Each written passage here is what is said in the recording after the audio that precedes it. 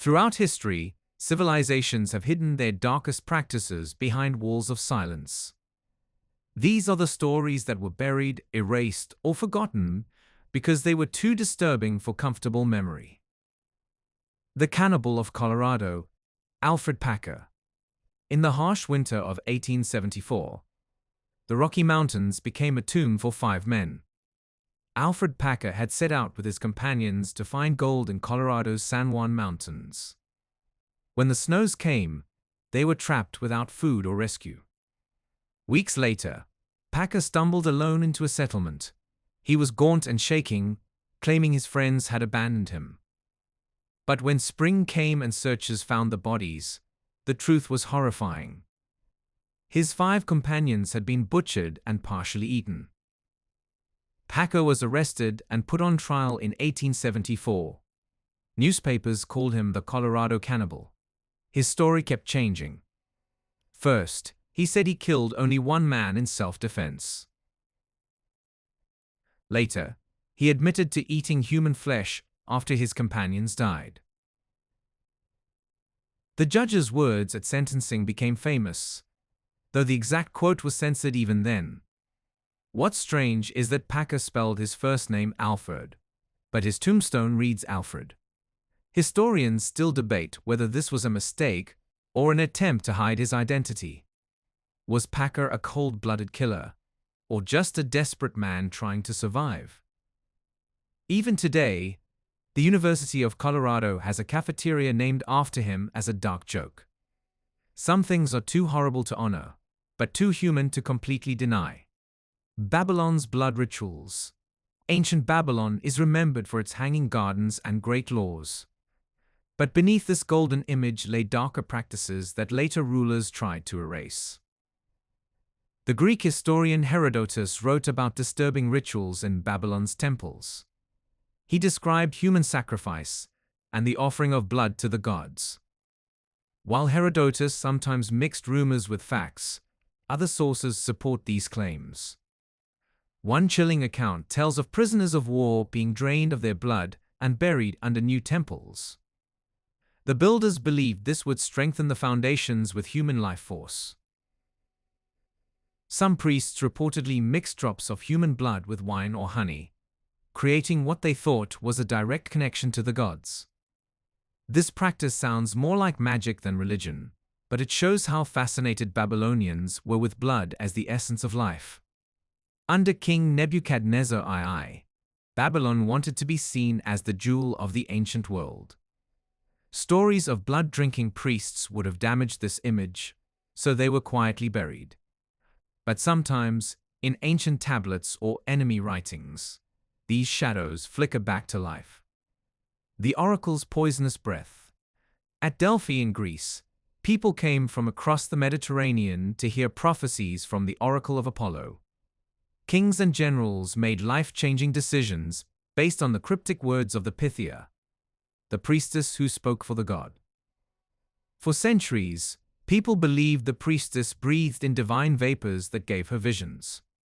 But modern geology has revealed a darker truth. 2 fault lines meet directly beneath the temple, releasing ethylene gas, a mild narcotic that causes hallucinations and seizures. The oracle's prophecies, which shaped the fate of nations, may have come from toxic fumes rising from the earth. Some ancient writers noted that the Pythia could die if she inhaled too much. One elderly priestess reportedly collapsed during a prophecy, choking on the fumes. This means that generations of Greek political and cultural choices were guided by a drugged woman breathing poisonous gas. The priests emphasized the sanctity of the oracle, not its dangerous mechanism.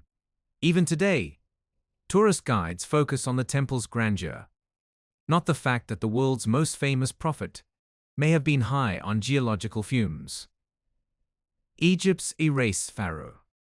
Pharaoh Akhenaten ruled Egypt in the 14th century BCE and tried to revolutionize the kingdom's religion. He forced Egyptians to worship only one god, the Aten sun disk, abandoning thousands of years of tradition. Akhenaten moved the capital to a new city and filled it with strange art. Unlike other pharaohs who were shown as perfect and godlike, Akhenaten appeared with elongated limbs, a narrow face, and feminine features. This disturbed many Egyptians. When he died, priests and military leaders worked quickly to erase his memory. They renamed his successor, abandoned his city, smashed his statues, and removed his name from king lists. They called him the criminal of Akhenaten.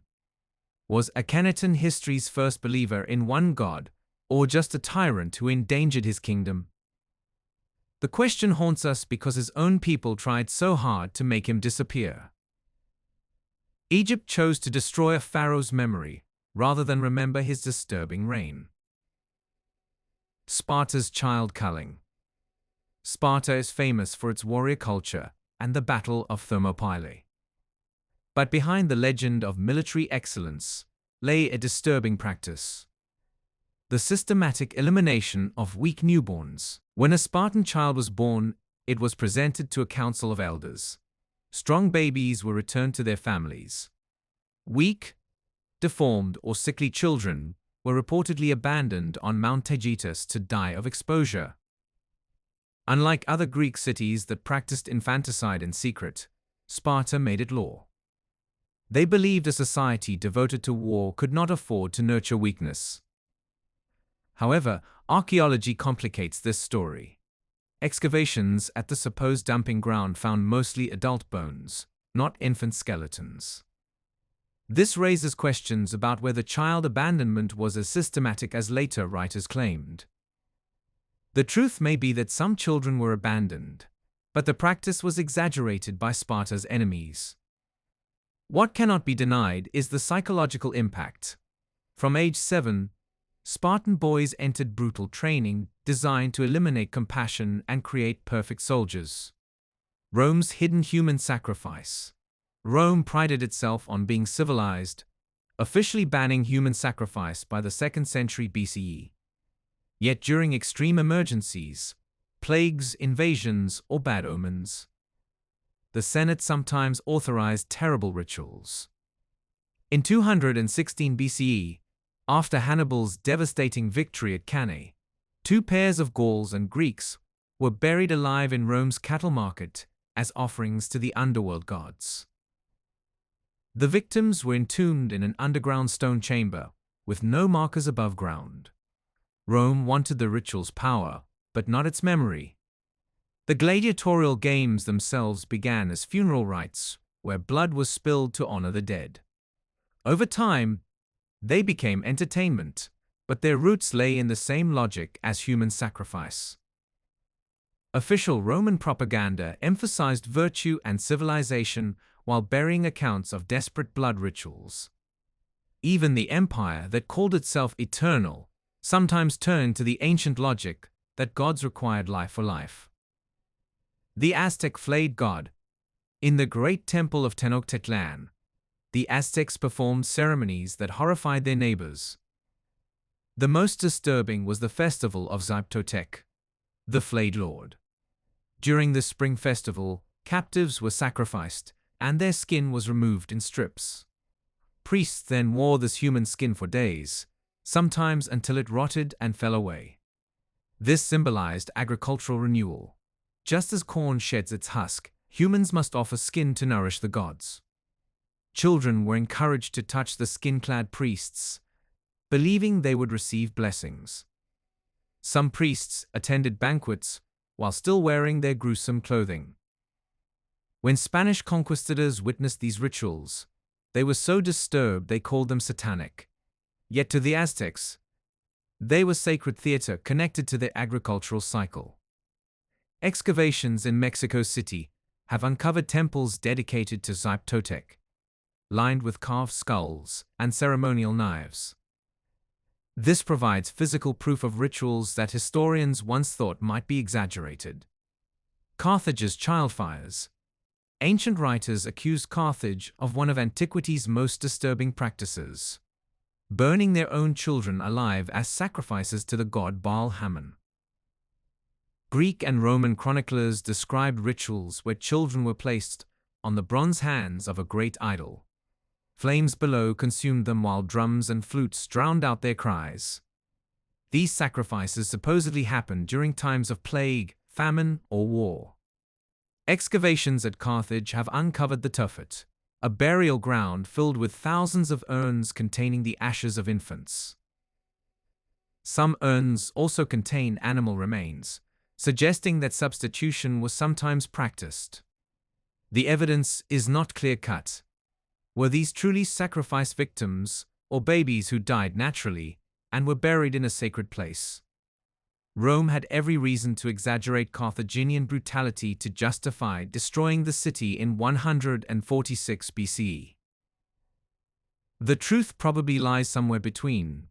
Carthage may have sacrificed children during extreme crises, while using the Tophet as a regular cemetery at other times. The Dancing Plague of Strasbourg. In the summer of 1518, the streets of Strasbourg filled with a strange sight.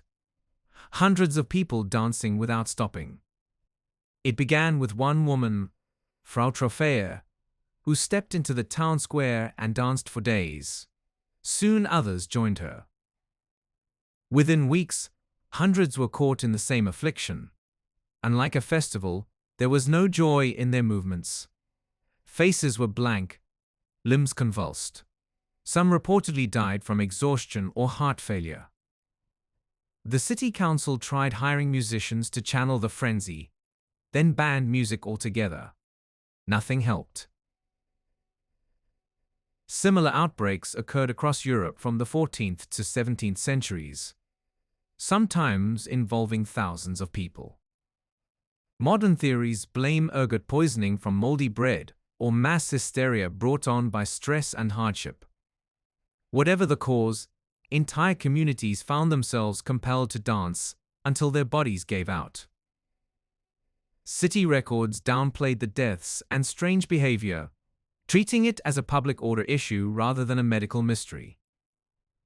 The dancing plague was too disturbing and inexplicable for comfortable memory. The Inca's frozen children. High in the Andes Mountains, archaeologists have discovered some of the most haunting remains of the ancient world. Children sacrificed by the Inca and preserved in ice for centuries. The ritual, called capicoca, involves selecting children from across the empire and leading them in solemn processions to mountaintop shrines. There, they were given alcohol or coca leaves before being ritually killed or left to freeze. In 1999, 3 such children were found at over 20,000 feet in Argentina. They looked as if they had simply fallen asleep, with neatly braided hair and rich clothing. But analysis revealed drugs in their systems and evidence of violent death. To the Inca, these children were not considered dead in the ordinary sense.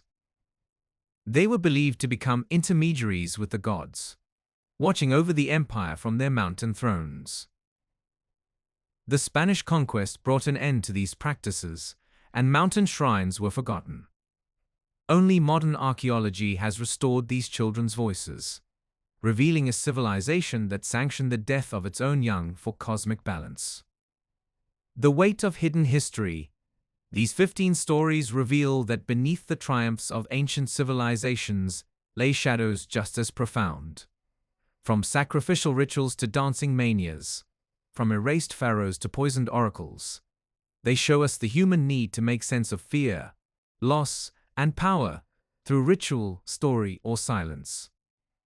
What unites these accounts is not just horror, but the attempt to hide or forget what was too disturbing for comfortable memory.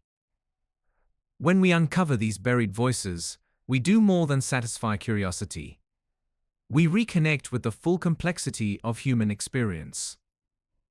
History is never only about what was celebrated, but also about what was concealed. To understand who we are, we must listen to both the songs and the secrets that our ancestors left behind.